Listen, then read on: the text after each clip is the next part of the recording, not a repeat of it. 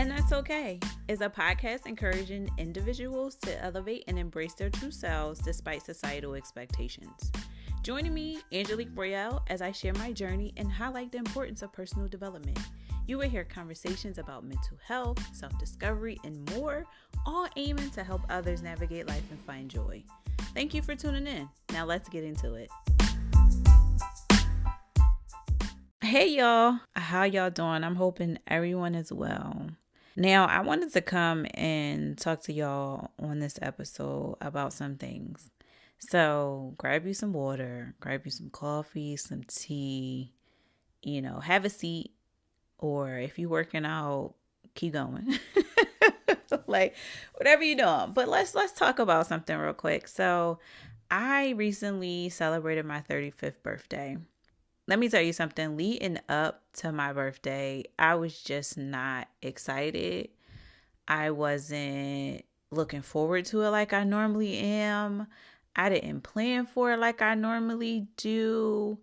And that was so weird for me because I normally set up this, set up that, but I just wasn't in the mood. Literally a couple days before my birthday, I was like, do I even want to wash my hair? And I was like, no, Ange, come on, it's your birthday. It's, celebrating you, get yourself together. So I did get myself together, but it was one of those where it was I knew something was off. I can't really explain exactly what was off, but it just felt so different. And I know year 34 for me was something I never imagined. It was all new. It was me unlearning some things, relearning some things, changing my life around, restructuring it to mirror more of what I wanted out of life rather than just existing. So I'm like, okay, 35 is coming up. And it's just I'm halfway to 40. I know you get to a certain age, you start thinking oh my God. So I'm like, is this a mid-30s crisis? I didn't know what it was. And I know I'm not alone with this. Some people probably experiencing it every birthday. Some people might experience it when they hit milestone birthday of leaving their 20s and entering a new era.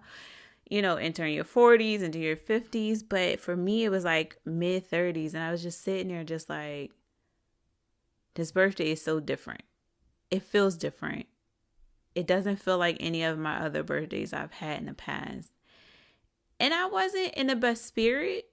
I'm a little better now that my birthday has passed. And now I'm looking forward because I look at my birthday as my new year. It's in January 1st, everybody starts the new year, but not until my birthday is when I officially kick it all right, this is year 35. What are we going to do in year 35? What do we want to accomplish? What are we looking at? Where life at? What's working for us? What's not working for us? What can be done differently? And I know those thoughts and emotions is what flooded me the most. But I do know that with this year and going forward, I'm doing things a little differently. And I talk about this a lot on the podcast of just encouraging you all to take inventory of your life and look at how things are going and being present and realizing what works for you or what no longer works for you. Check out what season you're in. Does it still apply to this season, or what changed, or what's harder, or what do I need to prioritize? I mentioned a lot of that in the previous episode. And it's something that I am applying myself as well moving forward. Because I do feel I'm in the middle of a transformative season. I'm letting go who I used to be in the past and everything that was tied to her. And I'm stepping into who God created me to be. And I don't even know who she is. But what I've experienced so far, I'm excited. Because it's new and I'm scared because I'm can I do that? But I have to have the confidence in myself to know, yes, I can do it. But I'm nervous and it's all going to be something that is new to me, but I know God has me covered. And it's something where I'm moving forward, going to just stay in my lane. I'm going to do what works for me, do what's right for me. I'm really going to put my foot on my own neck, as they say, stand on business. Like standing on business in year 35, you know what I'm saying? Let me plug this in real quick. Can you do me a favor and review the podcast on Apple or any platform you're listening on? Like a written review, just a sentence or two, nothing too crazy. Oh, don't forget to follow the podcast on IG or subscribe to the website. All info is in the description. Okay, all right. Let me get you back to the episode. Thanks in advance. But really, I want so much out of life that I would love to experience, love to have. And the only way that's going to happen is if I do what I need to do. It's not going to happen no other way. And I know what I need to do, and I have to stop playing with myself and go after my full potential. I've had people tell me things about myself, and I didn't necessarily believe it because I didn't see it myself. And I'm like, nah, we're not doing that anymore. I'm going to heal the little dark-skinned girl within me and become the woman that I was created to be. That's what I'm going to do. I don't know what that entails. I don't know what that looks like right now, but I'm looking forward to doing what I need to do, partnering up with God because he's in the driver's seat. I want to be the passenger princess and restructure my life like I started doing a year ago.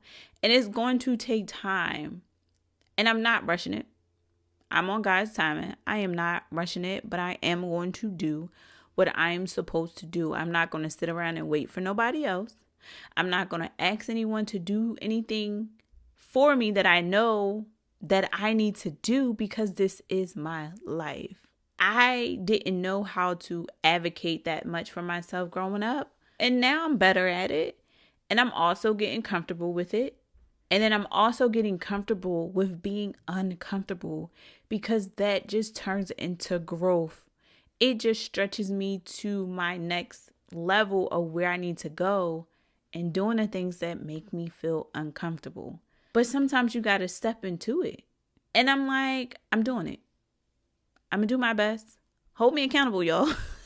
And I'm going to hold you accountable too. Because we have to go after the best versions of ourselves. Am I telling you that you need to do everything and you need to check all the boxes? No. Do I need to tell you that you need to do it quick, fast, in a hurry?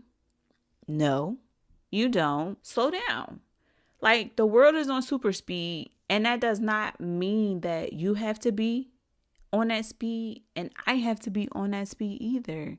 We are moving with intention. Well, I am. I'm moving with intention and on God's terms. I don't want to rush anything. I truly believe timing is everything. I truly believe everything happens for a reason. And I'm going to go with that. I'm going to be more patient. This past year has definitely exposed my patience level. And it's something that I've been truly working on because I've definitely seen the benefit of taking my time on some things or just simply waiting a little longer and not feeling like I have to jump. Ain't nobody gonna die. We gonna be all right. We could wait a little longer and not allowing anyone else to rush me either. So it's something where it's just I'm really loving the woman that I'm becoming. I wish I can clone myself and be my own best friend. Some people might think that's conceited, cocky, whatever you want to call it. But when you know someone's heart and if you know me personally, then you will understand how I am with the people that I love. And I would love to have that for myself. So I am going to fangirl over myself. I would fangirl over other people and be like, oh my gosh, she's so dope. She's so this, da, da, da, da. But I wouldn't fangirl over myself. So now I'm fangirling. I'm dope. I'm that girl. I know what I'm capable of. I'm excited to see what I grow into in the different stages in my life. I'm excited for all of that. And it's just one of those where it's like, I had to really do that for myself and not look at everyone else. Like, oh, she's so dope. She's so that. She's so this. God had to remind me and be like, you're dope too. I created you. And I was like, oh, you right. I had to take a step back and look in the mirror and allow that to come to the surface. Allow myself to remember that I am dope, that I am that girl, that I am beautiful, I am loving, I'm compassionate, I care, like I'm loyal, I am all of those things. I'm very friendly. I'm also an observer. So I may come off a little standoffish in the beginning, but I'm just observing the people that I want to allow into my space because my space is sacred. It's not for everybody. So I'm like, Edge, you are. And it took me a while to get there. Because as I mentioned in episodes before, like I lost myself. Because I was consumed with everything else but me. And not looking within me. So that all changed with year 35 because like, no, we're doing something different. And I'm like excited. Like I started the podcast back up and it's something that I'm looking forward to the guests that are coming and whatever happens this year with the podcast. I'm truly grateful. God, I thank you right now for the things that I don't even know that is about to happen that will happen. I am thankful. Like even with growing older and mature, like I want to get around more like-minded people, women that like embody some of the traits that I would like to have. Because it's like when you see it, it's attainable. And someone said something like we hear with our eyes, which is crazy. But we do. Like we see, like if we see it, then it's like, okay, like you can tell me, but let me see it.